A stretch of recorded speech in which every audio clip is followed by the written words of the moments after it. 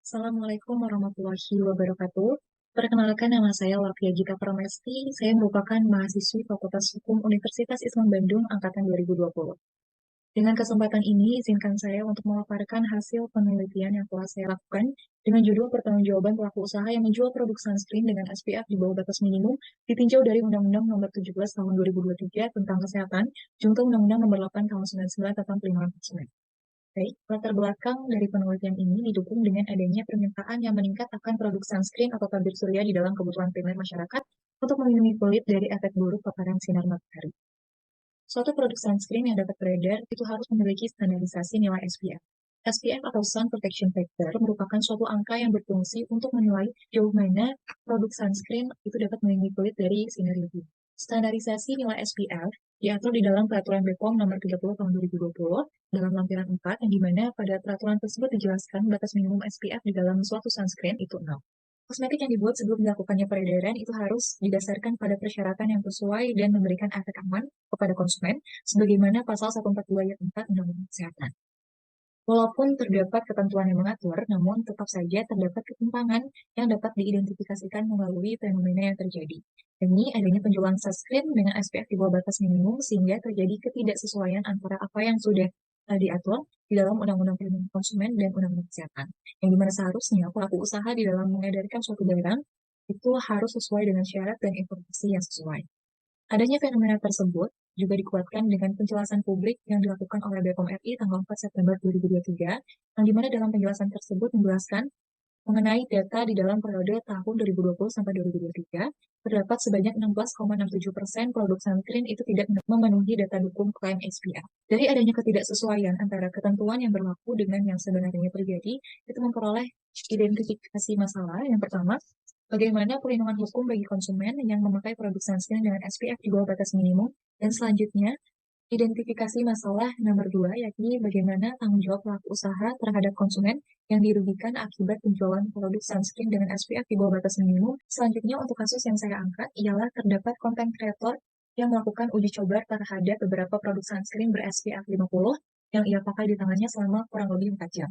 Namun, terdapat beberapa produk sunscreen yang tidak memberikan efek maksimal pada kulitnya, yang dimana menyebabkan sunburn atau luka bakar, sehingga terjadi photo damage pada kulit yang dipengaruhi oleh paparan sinar UV dengan menggelapnya warna kulit. Setelah itu, dilakukan pula uji coba SPF, yang dimana pada tes uji coba SPF itu dari beberapa produk sunscreen tersebut menghasilkan salah satu produk sunscreen merek X yang dalam kemasannya mencantumkan nilai SPF 50, namun berdasarkan hasil uji coba lab yang dihasilkan hanya senilai 2 SPF saja. Dari adanya kasus tersebut, dihasilkanlah analisis untuk menjawab PM nomor 1 dan 2, yakni mengenai perlindungan konsumen yang relevan untuk kasus ini, ialah pasal 4 huruf A Undang-Undang Konsumen, yang dimana dalam pasal 4 huruf A itu menyatakan perihal konsumen berhak untuk mendapatkan hak atas keamanan atas barang yang ia konsumsi.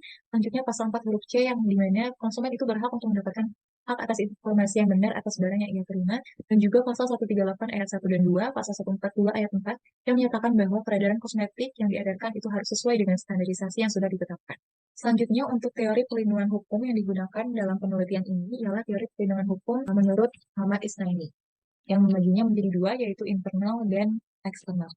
Untuk perlindungan hukum internal itu berasal dari perjanjian kedua belah pihak yang dibentuk sendiri oleh para pihak di saat akan melakukan sebuah perjanjian di dalam transaksi jual beli. Yang dimana hal ini itu harus dilandaskan dengan itikat baik sebagaimana tercantum dalam pasal 1338 KUH Perdata. Selanjutnya, untuk perlindungan hukum eksternal itu dilakukan pemerintah sebagai pihak yang berwenang dalam pembentukan regulasi yang dilalui dengan menetapkan Undang-Undang Perlindungan Konsumen dan menetapkan sanksi pidana yang tercantum dalam pasal 435 Undang-Undang Nomor 13 Tahun 2023 tentang Kesehatan. Selanjutnya, mengenai hubungan hukum antara konsumen dengan pelaku usaha ini, itu dapat dikategorikan sebagai jenis hubungan hukum bersegi dua, yakni kedua belah pihak itu memiliki hak dan kewajibannya masing-masing sebagaimana diatur dalam pasal 147 KUH Perdata. Selanjutnya, untuk penjualan produk sunscreen dengan SPF di bawah batas minimum yang dilakukan oleh pelaku usaha ini sama dengan memperdagangkan barang yang tidak sesuai dengan standar. Oleh karena itu, fenomena tersebut itu dapat dikategorikan sebagai perbuatan melawan hukum sebagaimana tercantum dalam pasal 1365 KUH Perdata. Karena adanya suatu perbuatan tersebut menimbulkan kerugian dan juga perbuatan yang dilakukan atas dasar kesalahan. Menurut prinsip presumption of liability, seseorang itu akan dikenakan tanggung jawab karena dianggap bersalah sampai yang bersangkutan itu dapat membuktikan sebaliknya. Prinsip ini sangat relevan karena kasus tersebut itu termasuk ke dalam kategori yang jarang terjadi, begitu pula dengan korban yang minim ditemui. Selain itu, dalam kasus ini juga dimungkinkan tidak semua konsumen mengalami gangguan kesehatan kulit serupa, yakni sunburn akibat dari pemakaian sunscreen. Oleh karena itu, prinsip tersebut menempatkan beban pembuktian kepada pelaku usaha untuk bertanggung jawab. Selanjutnya, untuk pelaku usaha yang terbukti bersalah, yang diharuskan untuk bertanggung jawab secara hukum, yang dapat dikenakan ganti rugi sebagaimana kewajiban pelaku usaha yang tercantum dalam pasal 7 Undang-Undang Perlindungan Konsumen huruf F dan G. Sanksi perdata itu dicantumkan dalam pasal 19 UU PK ayat 2, yakni dapat berupa pengembalian uang atau perawatan kesehatan. Sanksi pidana tercantum dalam pasal 62 ayat 1 Undang-Undang Perlindungan Konsumen. Selanjutnya untuk sanksi administrasi itu dapat dikenakan sebagaimana tercantum dalam pasal 8 Undang-Undang Perlindungan Konsumen ayat 4, yang dimana memiliki kewajiban untuk melakukan tarikan barang dari peredaran.